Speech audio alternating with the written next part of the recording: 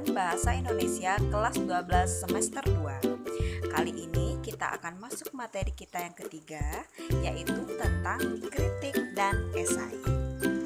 Pada materi kita kali ini, istilah yang familiar bagi kita adalah istilah kritik.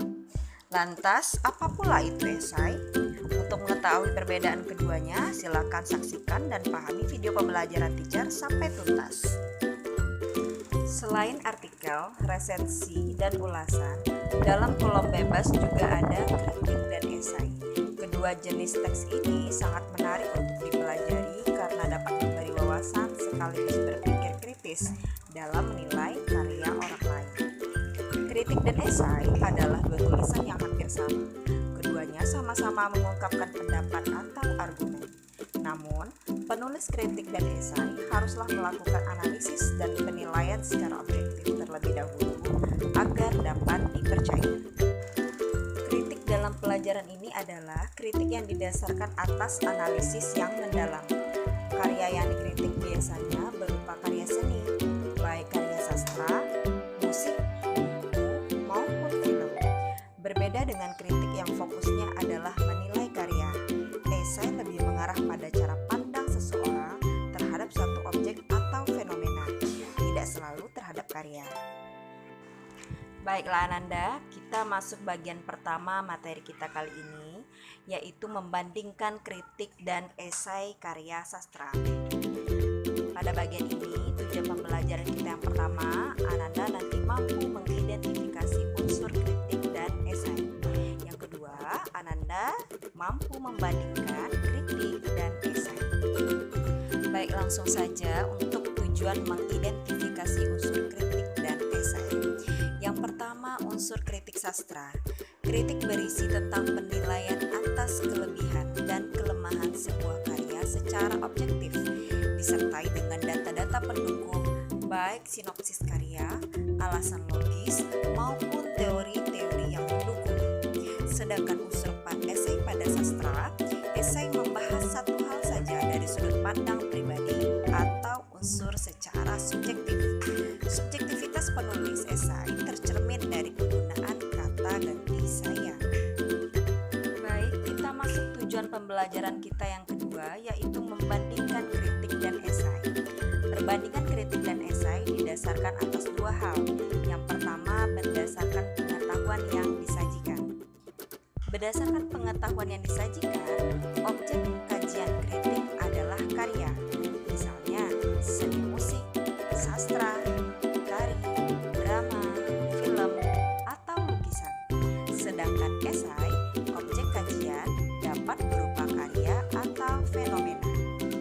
Kritik mencantumkan deskripsi karya. Bila berwujud novel, deskripsinya berupa sinopsis. Sedangkan esai tidak ada ringkasan atau sinopsis karya. Ketiga, kritik menyajikan data objektif. Sedangkan esai tidak selalu mencantumkan data. Yang kedua, perbandingan kritik dan esai berdasarkan pandangan penulisnya. Berdasarkan pandangan penulisnya, kritik memiliki penilaian terhadap karya yang dilakukan secara objektif, disertai data dan alasan logis. Sedangkan esai, kajian dilakukan secara subjektif menurut pendapat pribadi penulis esai. Yang kedua, kritik dalam memberikan penilaian seringkali menggunakan kajian teori yang sudah mapan. Sedangkan esai jarang atau hampir tidak pernah mencantumkan kajian teori. Yang ketiga, pembahasan kritik terhadap karya secara utuh dan menyeluruh. Sedangkan esai, objek atau fenomena yang dikaji tidak dibahas secara menyeluruh, tetapi hanya pada hal yang menarik menurut pandangan penulisnya. Namun, pembahasan tetap dilakukan secara utuh. Baik anak-anak teacher, kita masuk bagian yang kedua, yaitu menyusun kritik dan esai. Pada bagian ini ada dua tujuan pembelajaran yang akan Ananda capai. Yang pertama, Ananda mampu menyusun kritik karya sastra. Yang kedua, Ananda mampu menyusun esai terhadap objek atau permasalahan. Baik Ananda, kita masuk tujuan pembelajaran kita yang pertama, menyusun kritik sastra. Ada beberapa prinsip yang harus dipahami oleh seorang kritikus. yaitu yang pertama, kritikus harus benar-benar membaca atau mengamati karya yang akan dikritik. Yang kedua, kritikus harus membekali diri dengan pengetahuan tentang karya yang akan dikritisi. Yang ketiga, kritikus harus mengumpulkan data-data penunjang dan alasan logis untuk mendukung penilaian yang diberikan.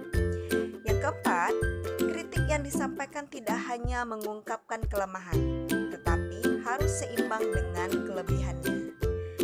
Yang kelima, jika diperlukan, kritikus menggunakan kajian teori yang relevan untuk mendukung penilaiannya. Tujuan pembelajaran yang kedua, Ananda nanti dapat menyusun esai terhadap objek atau permasalahan. Esai merupakan tulisan argumentatif yang penulisnya bebas mengemukakan ekspresinya terhadap suatu karya, objek, ataupun fenomena. Esai juga tidak terikat pada deskripsi karya ataupun data-data. Jadi ingat ya Ananda, esai tidak perlu mengemukakan data-data. Esai merupakan tulisan bebas, tidak melulu pada karya, bisa objek ataupun fenomena. Baik Ananda, kita masuk bagian ketiga pada materi ini, yaitu menganalisis sistematika atau struktur dan kebahasan kritik dan esai. Sama dengan teks-teks sebelumnya yang pernah kita bahas, tujuan pembelajaran ini Ananda nanti mampu menganalisis struktur atau sistematika kritik dan esai. Yang kedua, Ananda nanti mampu menganalisis kebahasaan kritik dan esai. Kita masuk tujuan pembelajaran yang pertama, yaitu menganalisis struktur atau sistematika kritik dan esai. Tidak berbeda pada teks artikel, struktur pada kritik dan esai mempunyai 3 struktur. Yang pertama, pernyataan pendapat. Pernyataan pendapat biasanya terletak pada bagian awal atau paragraf pertama. Yang kedua, rangkaian argumentasi. Ialah sederet opini atau pendapat penulis. Yang ketiga, penegasan ulang yang biasanya terletak pada bagian akhir paragraf. Tujuan pembelajaran kita yang kedua pada bagian ketiga ini adalah menganalisis kebahasaan kritik dan esai. Yang pertama, kritik dan esai biasanya menggunakan pernyataan-pernyataan persuasif, yaitu pernyataan yang menyatakan ajakan, bujukan, atau memberikan pengaruh positif. Yang kedua, menggunakan pernyataan yang menyatakan fakta untuk mendukung kebenaran argumentasi penulis. Yang ketiga, menggunakan pernyataan atau ungkapan yang bersifat menilai atau mengomentari. Keempat, menggunakan istilah teknis berkaitan dengan topik yang dibahasnya. Misalnya, istilah teknis dalam film ada sutradara, produser, lighting, dan sebagainya. Kelima, menggunakan kata kerja mental. Kata kerja mental itu adalah kata-kata yang digunakan untuk berpendapat, yang bisa menguatkan pendapat kita, seperti kata mengandalkan, mengomentari, mengidentifikasi, mengingatkan, menegaskan, menentukan, dan kata lain sebagainya. Baik Ananda, kita masuk bagian keempat pada materi ini, yaitu mengonstruksi kritik dan esai pada karya sastra. Setelah mempelajari dan memahami ketiga bagian-bagian yang ada pada materi kritik dan esai, maka kita akan masuk tujuan pembelajaran kita yang terakhir, yaitu yang pertama, Ananda mampu menulis kritik pada karya sastra dengan memperhatikan struktur dan kaidah kebahasaannya. Yang kedua, Ananda teacher nanti mampu menulis esai pada suatu objek atau fenomena dengan memperhatikan struktur dan kaidah kebahasaannya. Baik Ananda, demikian penjelasan teacher mengenai materi kritik dan esai. Silakan catat di buku catatanmu